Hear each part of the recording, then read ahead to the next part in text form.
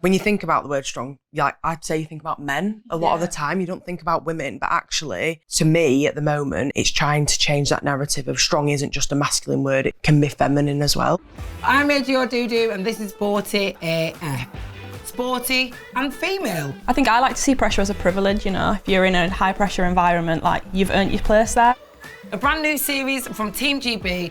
It is such a powerful thing to know what your strengths are. That celebrates everything that's amazing about women in sports. It gives you this powerful feeling of just being able to do what you love, but also be one of the best in the world at it. This is our chance to hear from real Olympians. Especially in judo, I would say by the time you've got to Olympic level, you know, it's 80% mental, 20% what skill you've got.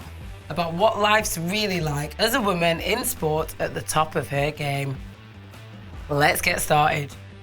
Looking around me, I'm clearly surrounded by a lot of strong, powerful, independent women. You're all Olympians, so let's just jump straight into it and tell me what strength actually means to you. When you think about the word strong, I'd say you think about men a lot of the time. You don't think about women, but actually, to me at the moment, it's trying to change that narrative of strong isn't just a masculine word, it can be feminine as well. And that's something to be embraced as well, because I think especially me growing up, you never wanted to be this strong person because that wasn't very girly. So it is really lovely to hear you say that. Yeah, I think my sport's quite similar to yours in terms of judo. It's a very male-dominated sport. It's a fighting sport. When you think of fighting, you think men, brawls, you know, that kind of thing. You don't think what women fight in. And actually, a lot of the time, if I meet people and they go, oh, you've got muscles, what do you do? And I'm like, I do judo.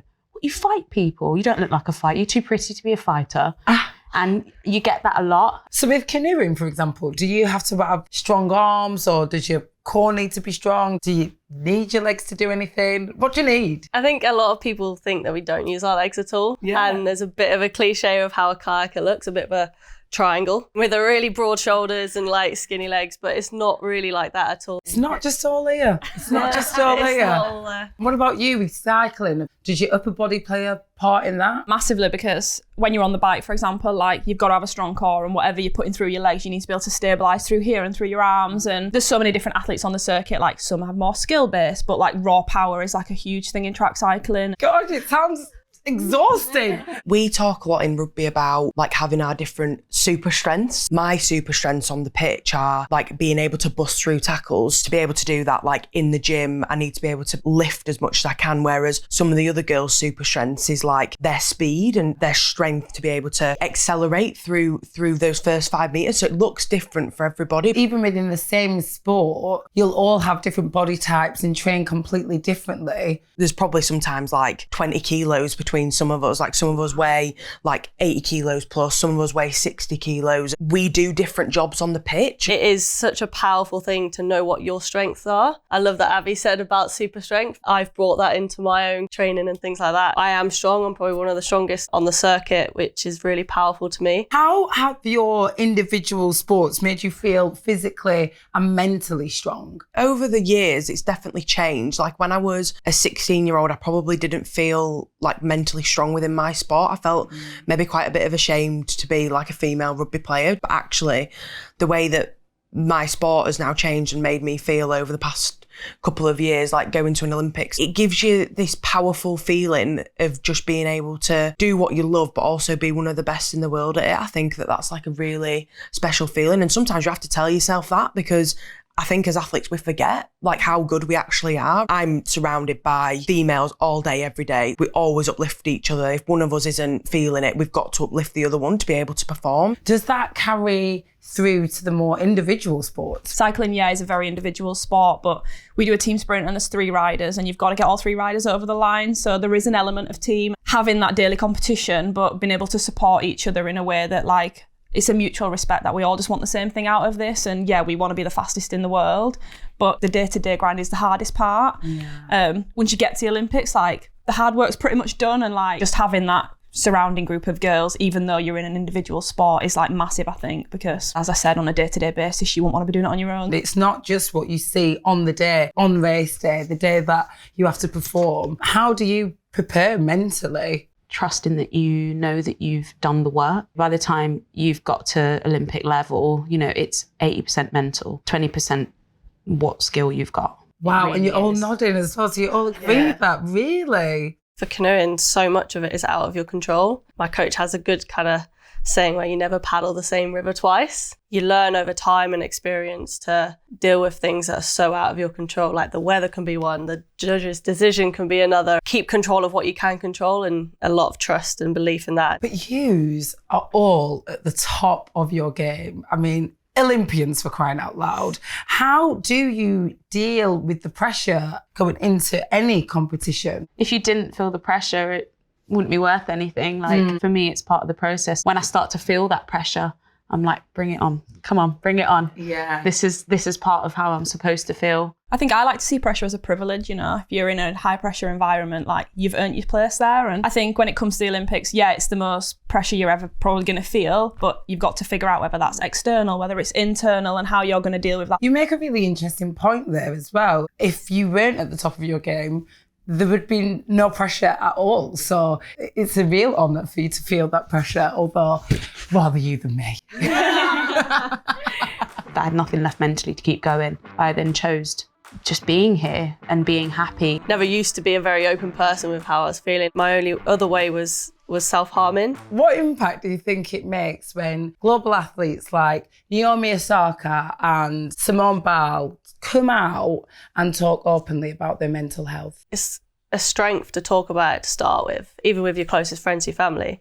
But an even bigger strength to say it on a worldwide stage like Simone Biles did, and I was really empowered by that. It's a reminder that you've got to keep a check on it. We work really closely with like sports psychologists, and we have a really good support network within cycling. When you see stories like that, it's a reminder to have a check and have a look in the mirror and make sure your headspace is where it needs to be. But it's a reminder to people that we aren't invincible either. Yeah. And I think that people look at us sometimes and think they're at the top of their game, they're living their best life, like they're literally sky high. But actually, travelling around the world. Yeah, you always have moments, don't you, where you're in the grit of it and you sat on your kitchen floor with your mum and dad just crying, just like, oh, I didn't get selected to go to this. We all experience it, and I think it makes it okay that we can feel like that. You've got to treat your mind like a muscle in itself, and you train your body physically. So of course, why wouldn't you keep your mind and your mental health in check at the same time? Kimberley, how has your sport specifically helped you through hard times mentally? Sport kind of gave me an outlet on a lot of things. Never used to be a very open person with how I was feeling. It was like, I'm just going to go training. My only other way was self-harming, and it kind of got brought on with injury as well and not being able to go out and train and do things like that, and got to a point where I was hiding it from everyone I knew. I remember being sat down in a meeting room with my coach. He kind of said that I've been noticing these things, what can we do to help? And I just remember breaking down. I've been working really hard, like I'm still seeing a therapist now just to top it up the toolbox and make sure I've got the skills to deal with whatever's in front of me. And a year later I had people from my sport come to me saying like, thank you. And that's just one word saying thank you. I knew exactly what they were talking about. And it really touches the heart, and to feel like you've touched someone else's and helped them get through something. Absolutely. Let's continue in that vein. Just talk about setbacks, for example, injury and taking time out. Nekoda, can you describe what your injury actually was? So in the end of 2019, I took a knock to the head in training, and I didn't actually realise I had a concussion, and I carried on training. I then took another knock about 10 days later, which was a lot worse than the first. Obviously, I was pulled out of all tournaments, but as I started doing my return to play, every time I would try to train, I'd get symptoms. I just wasn't myself. I was just felt like an alien in my body. So how did you come back from that and rehabilitate, not only physically but mentally? I think the toughest decision initially was actually making the decision to not push on to Tokyo. That was like turmoil. Once I made the decision, I knew it was the right decision because instantly that weight was off my shoulders and I felt like I could breathe again. I think from that point on, it was just about fixing me. It was about fixing me physically with the concussion and getting back to full health. And then also just kind of like filling that cup again, that mental cup. I had nothing left mentally to keep going. I think I just took that time to just feel human again, enjoy things in life. Then I got pregnant and everything. Love that. Can't do an Olympics, gonna have a baby. Yeah. Because did you admit really that you had to pull out, or was that decision sort of very heavily encouraged by coaches? I think as an athlete, sometimes you look to the physios and doctors, you're like, make the decision for me. Tell me I can't, because you don't want it to be on you. But ultimately, I had neurologists saying, you could try, but we don't know if you'll have another setback. I mean, they're just looking at you to make the decision on whether you feel like you can or not. I don't know if I physically could have done it, but I know mentally I couldn't have. I then chose myself. I then chose just being here and being happy. And Olympics is amazing. And I wanted to go again and I wanted to go and get a medal, but it wasn't worth risking my life. Yeah. And in the end, I chose health. I chose just getting better. I'm back here now, so. Back like you never left. Yeah. So good. I was in a coma for 3.5 weeks, and over that time, they didn't know whether I was going to wake up. They didn't know whether I was going to have brain damage. Abby, can you tell me a little bit about the setback that you have faced?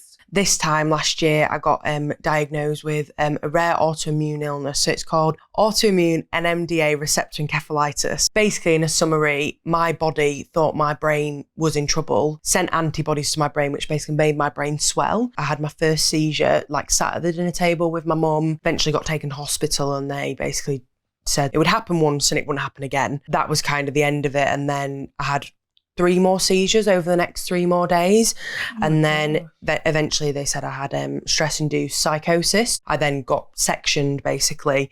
So then I was in a mental health institute, progressively getting worse and worse. They just didn't really know what was wrong with me. So each time you're being misdiagnosed, your symptoms are still persistent and getting worse and worse and worse. So you have memory loss and you have headaches and you keep having your seizures and stuff like that. But also you kind of go into this really manic, aggressive behaviour. And off a rugby pitch, like, I'm really timid. Like I'm like a teddy bear. And as soon as I go on a rugby pitch, I'm a bit different. But I was really aggressive towards my parents. Like I was fighting the nurses and the doctors to get away from me, ripping banisters off of the walls in our house. Eventually there was this miracle man named Mark who works in the NHS who saw my symptoms and thought, oh, my friend told me about this autoimmune illness. I think we should test her for it. And they tested me for it and it came back with my brain illness, autoimmune NMDA receptor encephalitis. Eventually got moved to a hospital, but I was too poorly by then to receive treatment because I was still so agitated that I was basically ripping like cannulas and everything out of my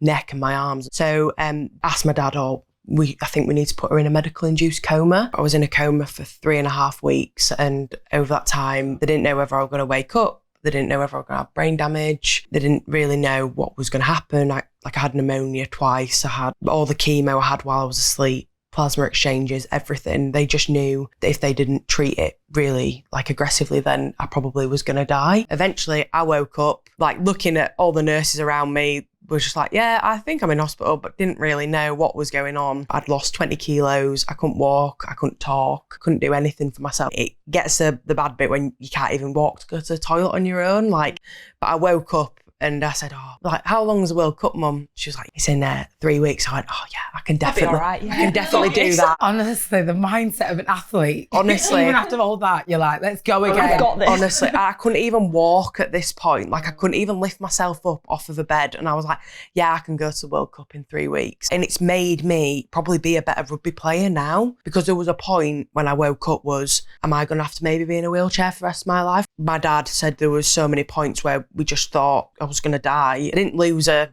rugby player. They nearly lost Abi, their little girl. Before I was poorly, rugby meant absolutely everything to me. Like, if I hadn't have got selected for Tokyo, I don't know what I would have done. I would have been absolutely soul destroyed. But actually, now, if I'm healthy, if I'm happy, and if my family are all right, it's not the end of the world. It puts things into a whole different perspective, and it's made me better coming back now as a rugby player. Obviously I wouldn't want that to happen to anybody to make them realise that, but for me, like, that's what it's done. So you obviously had so much to regain in terms of physical strength, but what was the impact on your mental strength? How did you come back? When I was in hospital, I had like a whiteboard, and the thing that I wrote on it was like Paris 2024 Olympics, and like I wrote like a 6-month plan, which when I look back at it, I was never going to achieve what I wrote on that plan.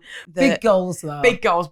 Nothing can get worse than that, and I think that I kind of take that into my training now, that mentally I will never go back to that place. I got discharged at the start of September and I've been on like a mission to get back to international rugby. I played my first game back in March. I'm still involved with all the GB programme and stuff like that, with the aim to go to Paris next year. So it's all a bit nuts. I got Feel a bit emotional. Just to see you here fighting fit is incredible. I mean, you are incredible. Thank you. I feel inspired. Do you have any advice for any other, young athlete who may be facing rejection in the sport, or maybe it is an illness or an injury?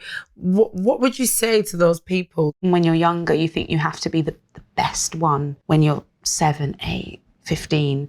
And you don't. You just have to be the one that's willing to get back up after every knockback. You have to be resilient. And you've got to be consistent. And eventually, people drop off. The ones that you think are the best ones, they end up not doing the sport in a couple of years. So it's just about consistency, and it's about resilience and getting back up after knockdowns and losses. I think for me, it's like remembering why you started. I really try and bring myself to that. It's like, why am I here? It's like, because I love it. Communication's a massive thing as well. Like, if you're not enjoying it, or if there's something that's creating a problem within your day-to-day, like training or whatever, like just being able to speak to someone and use the support network that you have. Yeah, just communication and being able to just share that journey with someone, I think, because it can be a lonely ride if you try and do it all on your own. Yeah, absolutely. Your body's capable of anything, your mind's capable of anything, and I think it's just remembering who you are at the same time. Ladies, thank you so much for chatting to me today. That was so good. I can't wait to watch it back, and any time that I'm feeling down or lazy, I am going to watch this episode and be inspired once again, no doubt. Thank you.